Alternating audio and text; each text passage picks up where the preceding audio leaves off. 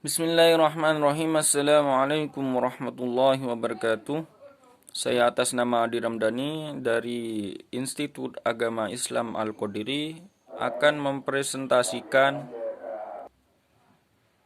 beberapa pendekatan studi Islam. Yang pertama yaitu pendekatan teologis. Dalam Islam, teologi dikenal dengan istilah ilmu kalam yang telah tumbuh lebih dahulu daripada filsafat. Di dunia Islam, teologis adalah pendekatan yang normatif dan subjektif terhadap agama. Pada umumnya pendekatan ini dilakukan dari dan oleh penganut suatu agama dalam usahanya menyelidiki agama lain. Oleh karena itu, pendekatan ini dapat pula disebut pendekatan atau metode tekstual atau pendekatan kitabi. Dan untuk yang kedua yaitu pendekatan tropologis, yaitu secara bahasa kata antropologi berasal dari bahasa Yunani, yaitu anthropos yang artinya manusia dan logos artinya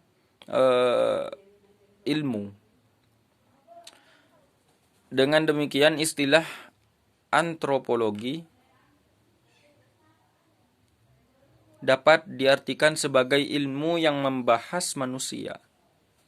Berdasarkan pengertian tersebut, sulit untuk melukiskan garis pemisah yang jelas antara antropologi dan sosiologi, karena kedua ilmu ini terbagi bukan disebabkan oleh metode-metode yang dipakai oleh para sarjana, melainkan oleh tradisi. Bagaimanapun, antropologi telah memusatkan perhatiannya pada kebudayaan primitif yang tidak bisa tulis bacaan tanpa teknik. Untuk yang ketiga yaitu pendekatan sosiologi.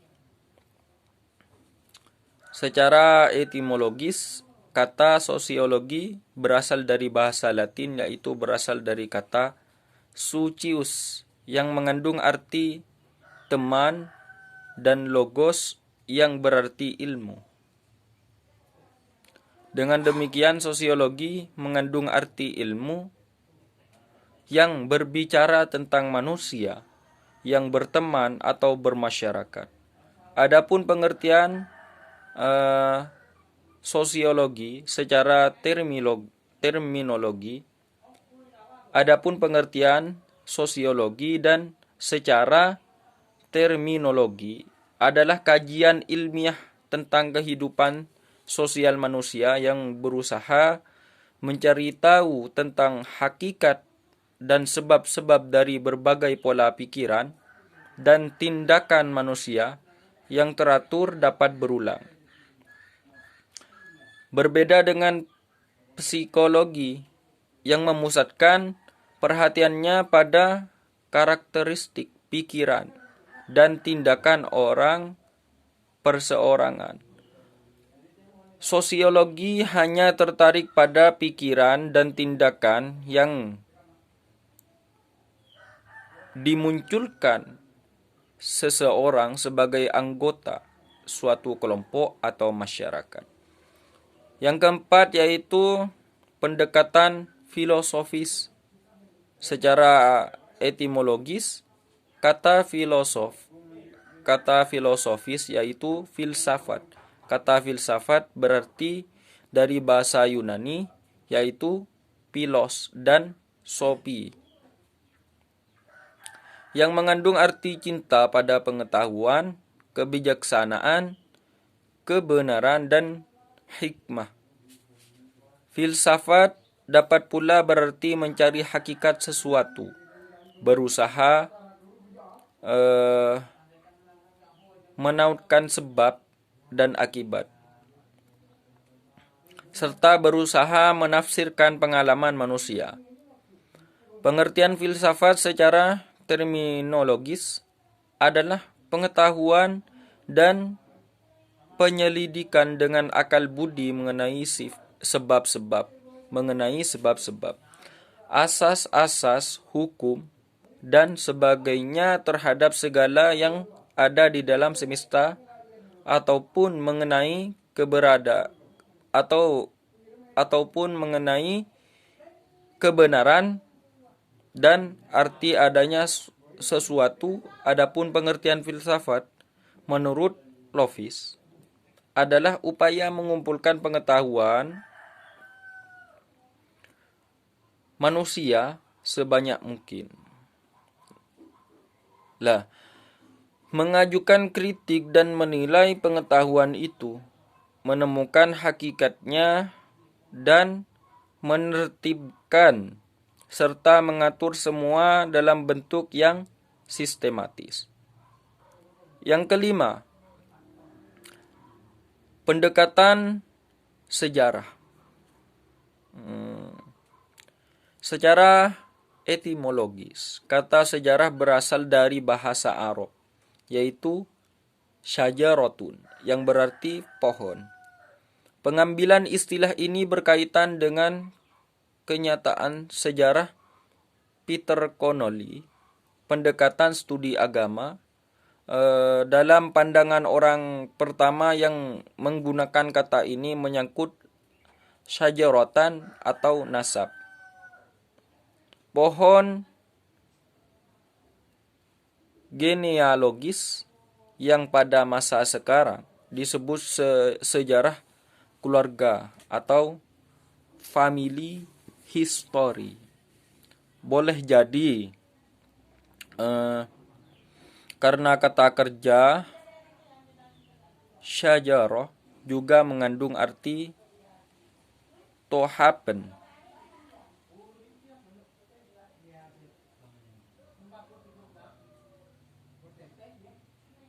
Selanjutnya, sejarah dipahami mempunyai makna yang sama dengan kata tarik bahasa Arab dan istora bahasa Yunani. Adapun arti history